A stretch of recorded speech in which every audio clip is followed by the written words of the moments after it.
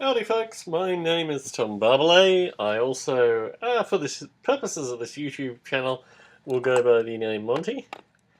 And yeah, maybe one day I'll give a background to that, but hey. So anyway, I wanted to give a review of the Brushfire rules, and I'm also actually testing out just how I can do these reviews with my hands and video recording, and apologies for the glare, but it is a paper rulebook. I ordered the Brushfire rules having heard a review live at Adepticon by Blue Table Painting, which is a YouTube channel that I've listened to, and I have an outstanding request for an interview with Sean. He was interested in being interviewed, so yeah, again, one may wonder how with just my first YouTube post this is possible, but anyway, I'll continue on with the Brushfire rules.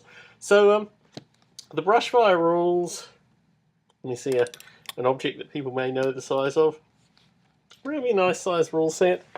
How many pages does it come in at? 230 odd? The usual markers. It's a small skirmish game style with the catch that the skirmishing characters are in fact animals. And there are a good set of initial stuff associated with the gameplay.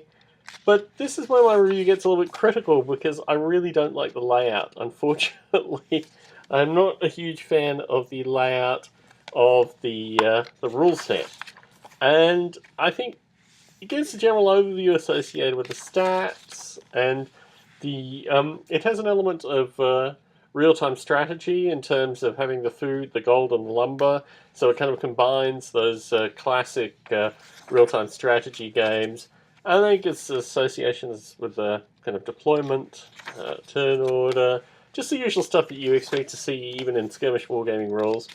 And then you get into the main kind of core of the rulebook.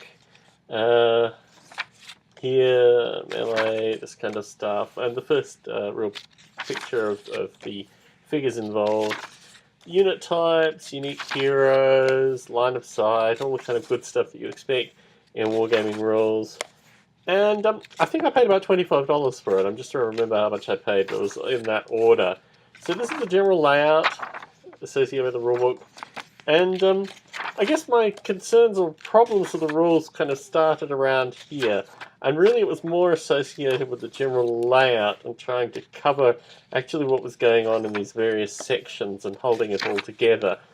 We have a map of the world, which you kind of assume that you'll get in these kind of books. And then it starts talking about the history of the world. And this, again, is problematic for me because you've got all these things that you've got to kind of remember. And, you know, it's not an immediately accessible universe like, for example, the Warhammer universe, because it's, you know, relatively similar to Tolkien and other kind of related fantasy games. And I guess this is the area where I would have liked to have seen more pictures, basically, more pictorial explanation, discussion of basic armor, how you actually make the armor, siege machines, fortifications, siege towers, and then we get into the various kind of, I guess you'd call them factions, and again, more history associated with newly learnt names, newly learnt areas, nomadic molds, these kind of things. I did get into some of this stuff, but the general problem I found was the kind of combination of characters versus kind of run-of-the-mill troops, and just the interrelationship of all of this. Again, relatively interesting pictorials. I don't really like the formatting. I would like smaller font, maybe smaller page size, but more factions associated.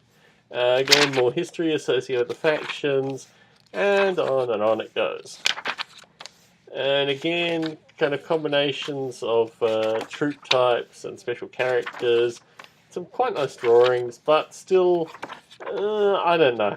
By this point, I was just suffering actually a headache with the various different factions, and no real kind of comparative kind of classes and descriptions. I mean, obviously these are, you know, there are various regions that are associated. But in order to not avoid copyright restrictions, I'll go through the remaining sections in relatively fast order.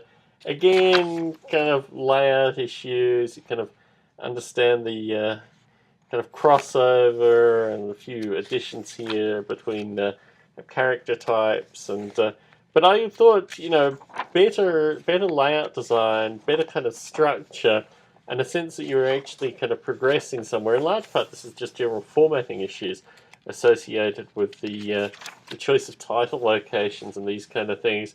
I think with generally improved layouts, it would have been a better rule set, and also kind of more of a pictorial overview as opposed to this kind of text with kind of lone pictures associated with it.